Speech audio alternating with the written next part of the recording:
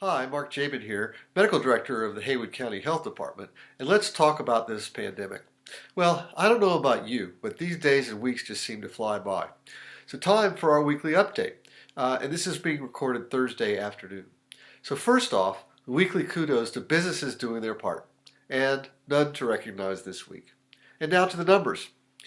The decrease in new cases we saw last week has continued this week, 13 cases in the past 2 weeks, now to a total of 71. And that reduces the percentage of positive tests that we're getting to 2.2%. In addition to a total number, we're now tracking the number of active cases as a reflection of our current situation. And as of today, there are 9 symptomatic people in isolation, 19 in quarantine, and somewhere around 40 awaiting results. There are 2 active groups of cases. All the other groups have been fully resolved at this point and no longer pose a risk to the community. We're also following a couple of new index cases, and we'll see what evolves there. So overall, that's a thumbs up.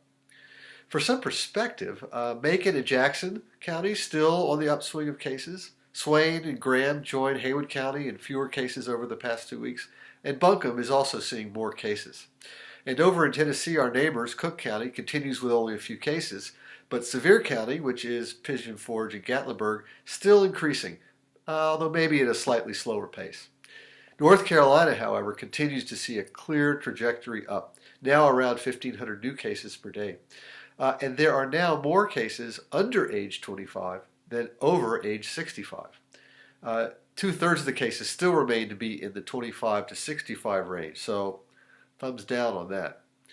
Deaths are trending down over the past 2 weeks. 80% continue to be above the age 65, but in the 24 to 65 range, that has crept up from 4 to about 5%. North Carolina hospitalizations, the 7-day trend, which has been going up, now looks flat, but Buncombe is seeing more hospitalizations. Here in Haywood County, no new hospitalization. So these get a thumbs up from me. CLI, COVID-like illness, this refers to the number of people seeking care for symptoms that might be COVID, and it can serve as an early warning indicator.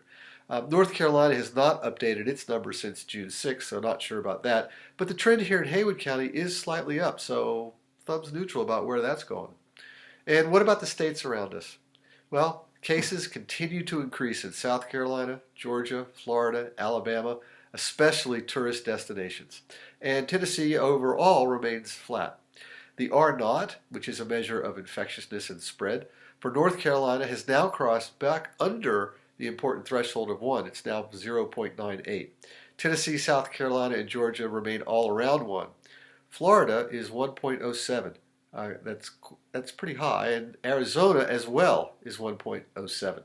And I'll come back to what's happening there in just a minute. So that's a thumbs down for me.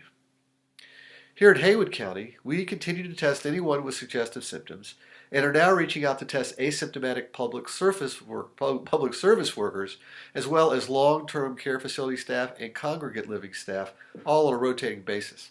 And so here's my take on all of this. It's looking more and more like we are moving in a positive direction, and thanks to all of you doing your part. Contact tracing is being effective, mostly because people are doing their part. So that's making a big difference for us, so that's a double thumbs up. However, there are some cautionary tales still out there. Arizona now holds the record for cases, positivity percentages, hospitalizations, and ICU bed in use. Its numbers now exceed Brazil and Peru, as well as all the European countries, including Lombardy, Italy.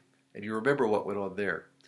And for those of you who want to believe that this is just because of increased testing, well, the rise in cases is outstripping the rise in testing as evidenced in its positivity percentage. And you can look that up. It's not just because Arizona opened up quickly, but that too many in the state are not following social distancing guidelines or wearing masks. That from researchers following the state. You know, this doesn't make Arizona bad. It merely indicates its experiment has not produced the outcome it was hoping to achieve. Their dance steps haven't gotten them where they wanted to get to. And then there is the 40-year-old in Florida who, after weeks of following the recommendations, went out with friends to celebrate a birthday at a newly reopened bar. 12 of the 15 got infected. Apparently 7 employees did as well. And her comment was this: "We're not ready. I do regret going out that night. So right now we are in a favorable position here. So let's keep it that way.